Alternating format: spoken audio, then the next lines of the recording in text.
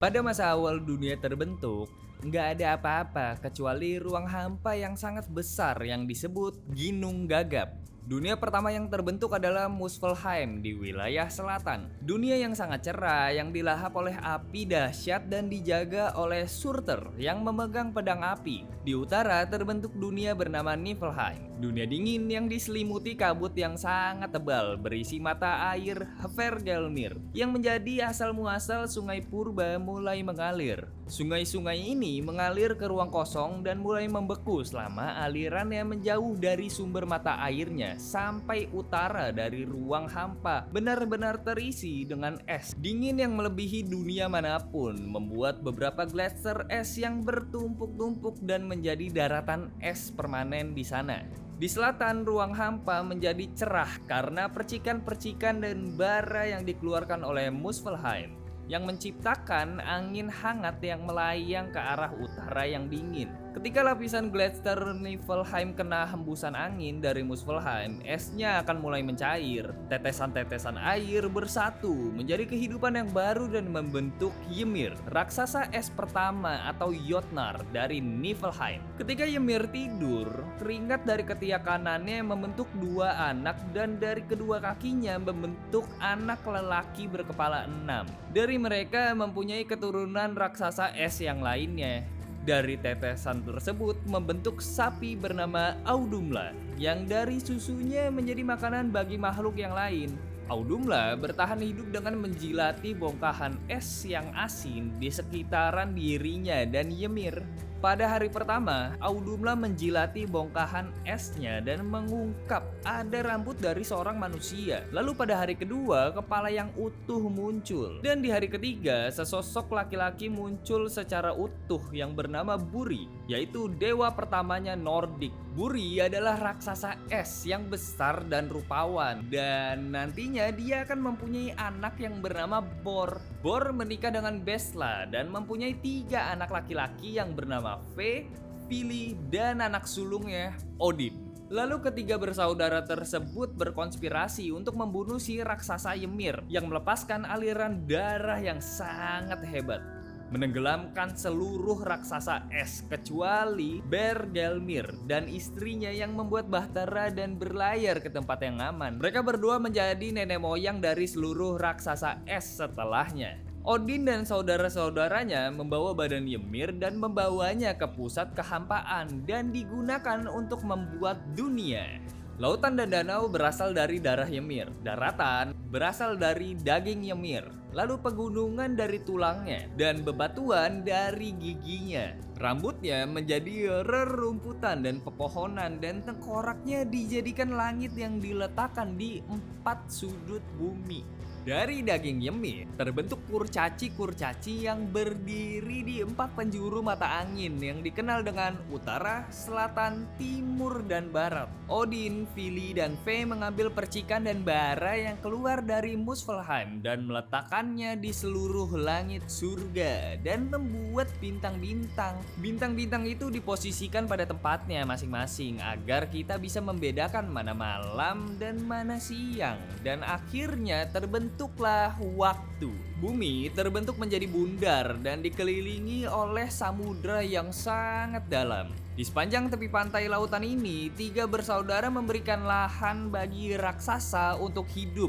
yang diberi nama Jotunheim. Untuk perlindungan diri mereka sendiri dari para raksasa tersebut, 3 bersaudara membangun benteng jauh ke pedalaman yang berasal dari alis Ymir dan dinamai Midgard. Dan yang terakhir, mereka mengambil otak Ymir dan melemparkannya ke langit dan dijadikannya awan. Dari kayu kapar, Odin dan saudara-saudaranya menciptakan kehidupan baru. Odin memberikan mereka kemampuan untuk bernafas dan kehidupan. Lalu Vili memberikan kemampuan untuk berpikir dan perasaan. Dan Ve kemampuan untuk berbicara dan mendengar. Dan akhirnya manusia pertama telah lahir. Seorang lelaki dan perempuan bernama Ash dan Elm. Mereka diberikan tempat tinggal di Midgard. Dan disinilah umat manusia tinggal hingga saat ini. 3 bersaudara tersebut melanjutkan lagi petualangannya. mereka menciptakan kota yang sangat megah bernama Asgard terletak di pusat dunia dan menjadi rumah bagi mereka. Odin menjadi penguasa di Asgard dan menikahi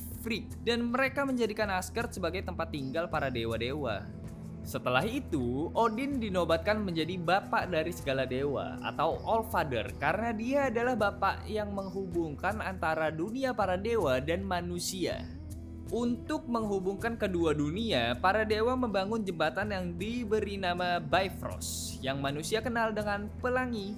Di Bifrost tinggal seorang dewa bernama Heimdall yang menjaga jembatan ini dari serangan raksasa gunung dan dia sekaligus menjadi penjaga dari para dewa. Heimdall memiliki penglihatan yang sangat tajam di siang hari maupun malam hari, gigi emas dan trompet yang bernama Gjallarhorn. Jika Gjallarhorn ditiupkan, alam semesta pasti bergetar. Bunyinya terdengar di seluruh penjuru alam semesta. Di Jotunheim, seorang raksasa bernama Norti mempunyai anak perempuan bernama Not yang artinya malam. Lalu dia memiliki putra yang bernama Dagger yang artinya hari. Odin mengambil Not dan Dagger, memberikan mereka kereta kuda dan mereka ditawari untuk mengelilingi surga. Di bumi ada seorang anak laki-laki bernama Mani yang berarti bulan dan seorang anak perempuan bernama Sol yang berarti matahari. Mereka diambil Odin dan diletakkan di surga. Sol mengendarai kereta kuda dan menarik matahari, sedangkan Mani mengkontrol bulan. Mereka mengendarai kereta kuda dengan sangat cepat karena mereka dikejar-kejar oleh dua serigala perkasa yang bernama Skoll dan Hati. Serigala-serigala ini berusaha sekuat tenaga untuk melahap dua bersaudara tersebut. Lalu 9 sumur telah diciptakan untuk mempertahankan perbedaan yang ada di alam semesta.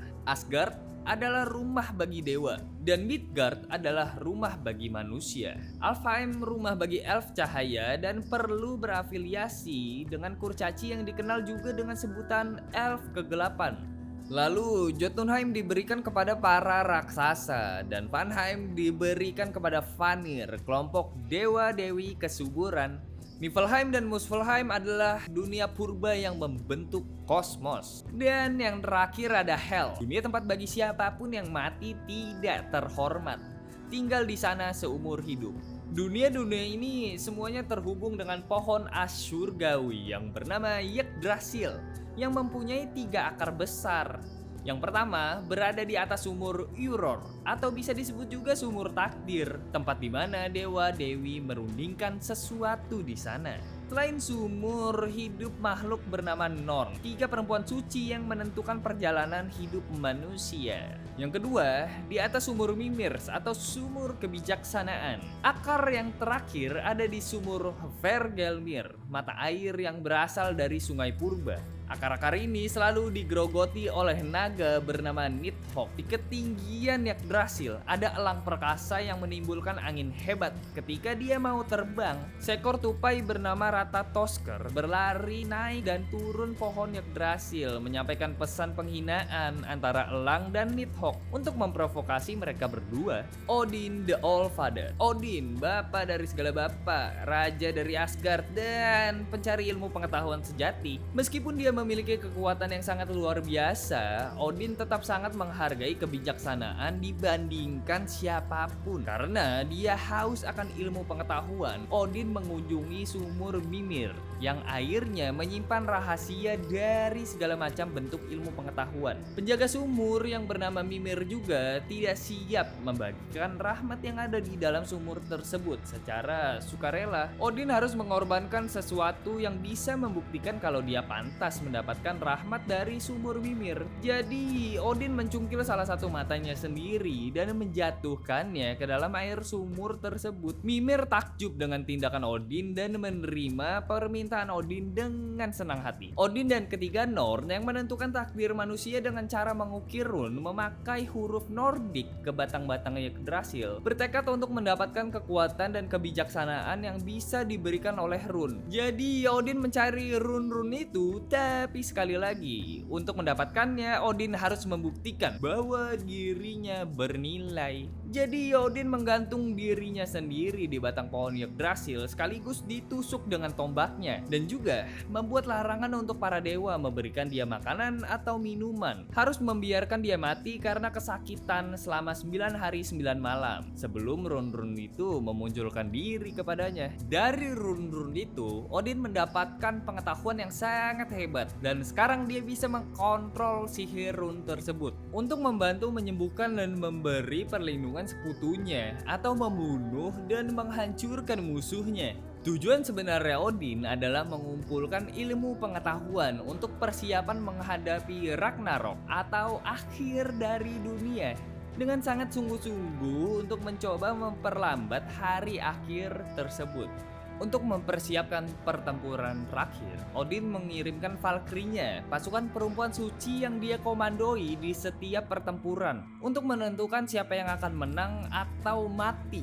Kemudian para Valkyrie memilih siapapun yang terbunuh dalam pertempuran dan membawa mereka ke aula Odin di Asgard, yang kita ketahui dengan nama Valhalla. Odin duduk di singgasana dari aula yang sangat besar ini dengan kedua serigala di sampingnya yang bernama Geri dan Freki. Odin sendiri tidak butuh makan untuk hidupnya. Dia mempertahankan tubuh dewanya hanya dengan wine. Di atas pundaknya ada dua burung gagak yang bernama Hugin atau artinya pikiran dan Munin yang berarti memori yang terbang ke seluruh penjuru alam semesta setiap harinya ketika matahari terbit untuk mengumpulkan informasi dan kembali lagi saat perjamuan makan dan membisikkan apa saja yang terjadi di alam semesta ke telinganya Odin. Pejuang yang gugur yang tinggal di Valhalla dikenal dengan nama Einherjar. Setiap harinya mereka melakukan pertempuran bersahabat yang berdarah. Ketika mati dihidupkan kembali untuk persiapan menghadapi Ragnarok. Saat Ragnarok mereka akan keluar dari hall bahu-membahu dengan para dewa melawan pasukan pemusnah. Thor, dewa pelindung umat manusia dan dewa petir yang perkasa, adalah dewa yang paling kuat di antara dewa yang lainnya. Dia memiliki ciri-ciri berambut merah menyala dan jenggot yang sangat lebat, terbang ke sana kemari di langit dengan kereta kambingnya. Walaupun dia gampang marah, Thor adalah dewa yang baik dan seringkali menjadi korban dari kejailannya dewa kenakalan, yaitu Loki. Thor menikah dengan dewi yang bernama Sif,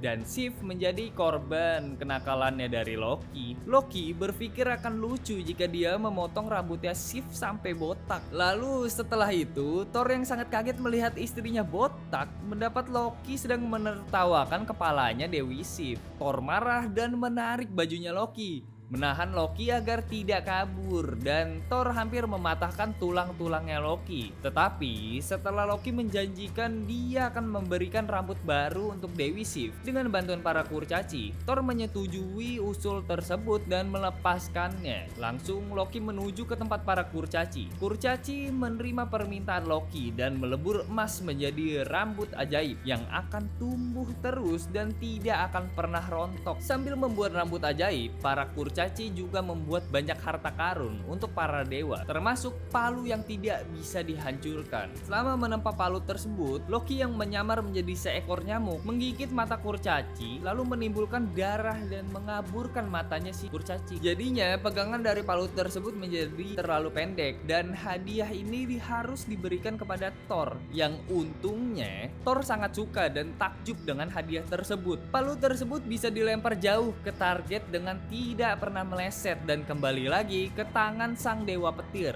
Terlalu kecil bentuknya, tapi palu ini bisa menghancurkan musuh-musuh yang ada di depannya dengan kekuatan yang luar biasa yang bernama Mjolnir. Loki, sang dewa kenakalan dan merupakan anak dari raksasa es, akan mengikuti atau melawan The Aesir selama dia nyaman atau tidak nyaman dengan prinsip tersebut. Selalu mengecoh dan membuat kenakalan kepada Thor atau dewa lainnya untuk kebahagiaan dia. Loki yang sebelumnya membuat prank yang tidak berbahaya akhirnya menjadi musuh besar dari sang Aesir. Seiring berjalannya waktu, Loki memiliki beberapa anak, termasuk raksasa es yang bernama Hel, yang menempatkan dunia Hel seperti namanya. Anak lainnya Loki adalah ular raksasa dari Midgard, namanya Jormungandr, yang merupakan musuh abadi dari Thor, dan serigala raksasa bernama Fenrir. Loki menjadi sangat jahat ketika dia mengatur kematiannya anak Odin, yaitu Baldur, seorang dewa yang paling indah. Merasa kematiannya sudah dekat, Baldur pergi menemui ibunya Frigg, meminta tolong agar dia diberkati kekebalan dari segala macam senjata, dari segala jenis bahan senjata. Para dewa mengadakan kontes di mana mereka menembakkan Baldur dengan anak panah dan menertawakannya saat anak panah itu ternyata memantul ketika mengenai Baldur. Loki sangat marah karena tubuh Baldur yang menjadi kebal. Lalu Loki menyamar menjadi seorang perempuan dan menghampiri Frigg dan bertanya apakah Baldur benar-benar memiliki tubuh yang kebal. Lalu Frigg menjawab iya, tubuhnya kebal terhadap segala jenis senjata kecuali dari tanaman mistletoe. Loki segera mengumpulkan mistletoe dan menghampiri anak Odin yang buta yang bernama Hotter. Karena Hotter buta, dia tidak bisa mengikuti kontes tersebut. Jadi, Loki menawarkan untuk memandunya saat menembakkan anak panah yang dibuat dengan mistletoe. Lalu Hotter pergi ke kontes tersebut dan menembakkan Baldur dan membunuhnya. Segera setelah itu, di dalam duka cita, para dewa menghampiri Hel untuk melepaskan Baldur. Hel menolak, kecuali setiap makhluk di alam semesta ini menangisi kepergiannya. Sang Aesir yakin seluruh makhluk pasti akan menangis atas kematiannya Baldur. Tapi hanya satu dewa yang tidak melakukannya. Ya tentunya Loki, yang dalam penyamarannya menolak untuk menangis atas kepergian Baldur. Jadi Baldur tidak bisa dibangkitkan kembali. Aesir membawa Loki ke dalam sebuah gua dan membawa dua putranya. Dia ubah salah satu putranya menjadi serigala dan mencabik-cabik tubuhnya Loki dengan sangat sadis. Kemudian mereka mengikat Loki di dalam gua dan membiarkan anak lainnya Aesir untuk menjaga Loki agar tidak kabur. Loki akan dikurung di sana sampai Ragnarok tiba. Dan ketika itu terjadi, Loki akan membalas dendam dengan mengkomandoi seluruh monster yang ada di alam semesta melawan para dewa. Ragnarok adalah hari kiamat bagi bangsa Nordik, di mana para dewa akan dibinasakan oleh pasukan penghancur dan seluruh alam semesta dilahap oleh api dahsyat. Akhir dari dunia dimulai dengan 3 musim salju, yang berarti adanya serial pertempuran terjadi di seluruh alam semesta, yang dimana antara sesama saudara akan saling membunuh dan kesucian dalam berkeluarga akan hancur atau hilang begitu aja. Matahari dan bulan akan ditangkap dan ditelan oleh serigala-serigala yang mengejarnya, dan bintang-bintang akan menghilang dari surga. Dunia akan dilanda gempa bumi hebat karena kemunculan anak-anaknya Loki, sang serigala perkasa Fenrir dengan tatapannya yang mematikan, dan ular raksasa Midgard, Jormungandr, menyembur bisa beracunnya ke seluruh dataran bumi dan lautan. Kapal kematian yang dikenal dengan nama Naglfar dibuat secara utuh dari kuku dari orang-orang yang mati, akan membawa raksasa es dari Jotunheim yang didampingi dengan Loki dan pasukan dari Hel untuk bertempur melawan para dewa. Di tengah-tengah kekacauan, langit dibelah menjadi 2 oleh pasukan dari Muspelheim yang dipimpin oleh Surtur yang akan menginjak-injak Bifrost dan menghancurkannya. Bahkan, Nidhogg yang berada di akar Yggdrasil akan meninggalkan rumahnya untuk membantu para raksasa. Setelah melihat Ragnarok akan tiba, Heimdall meniupkan Gjallarhorn, memberitahu para dewa bahwa hari akhir sudah tiba. Para Aesir dan Einherjar dengan perkasanya masuk ke pertempuran dengan dipimpin oleh Odin the Allfather untuk membinasakan pasukan pemusnah. Meskipun Odin sudah mempersiapkannya, tetap saja dewa-dewi mati satu persatu sampai tidak tersisa sama sekali. Frey, dewa kesuburan, menyerang dengan sungguh-sungguh sang Surtur. Tapi dia dikalahkan dengan mudahnya dengan pedang apinya Surtur. Lalu Garp, anjing penjaga Hel, merusak medan pertempuran, memimpin amarah dari dewa perang dan keadilan, mengorbankan dirinya agar bisa membunuh para monster. Thor melawan ular raksasa Midgard, Jormungandr, menyerang musuhnya dengan petirnya dan palunya. Jormungandr membalas dengan menyemburkan bisa atau racun dan menggigitnya dengan taring yang sangat tajam. Dan akhirnya ya Jormungandr tidak ada apa-apanya dibandingkan kekuatan Thor. Thor menang dengan sangat hebat, tetapi tidak lama kemudian Thor mati akibat dari racun Jormungandr yang ada di dalam tubuhnya. Odin melawan Fenrir dengan gagah berani, tapi serigala itu menang. Bapa dari segala dewa, dewa yang penuh kebijaksanaan dilahap oleh serigala perkasa Fenrir. Dan akhirnya ketika melihat bapa dari segala dewa meninggal, Vidar, anak dari Odin, bergegas ke arah sang serigala dan menginjakkan kakinya ke rahang bawah Fenrir dan memenggal kepala Fenrir. Heimdall bertarung melawan Loki dan keduanya mati karena saling tusuk satu sama lain. Akhir dari Ragnarok, Surtur akan menyelimuti seluruh dunia ini dengan api abadi. Meskipun begitu, ini bukan akhir dari segalanya. Walaupun Ragnarok adalah akhir dari dunia lama, dunia yang baru akan lahir kembali. Jika orang-orang itu berhasil selamat dari Ragnarok, mereka akan membangun kembali dunia yang runtuh tersebut. Contohnya, ada putra Odin yang bernama Vidar dan Vali berhasil selamat dan menghuni reruntuhan dari kota Asgard. Dan putra-putra lainnya, Modi dan Magni, akan bergabung juga nantinya dan membawa senjata Thor yaitu Mjolnir. Lalu ada Baldur dan Hord menuju Hel bersamaan dan mengenang masa lalu mereka. Dua manusia yang selamat bernama Liv dan Livrasir dengan bersembunyi di suatu tempat yang bernama Hotmimir Hall. Memiliki banyak keturunan di sana, merepopulasi umat manusia di dunia.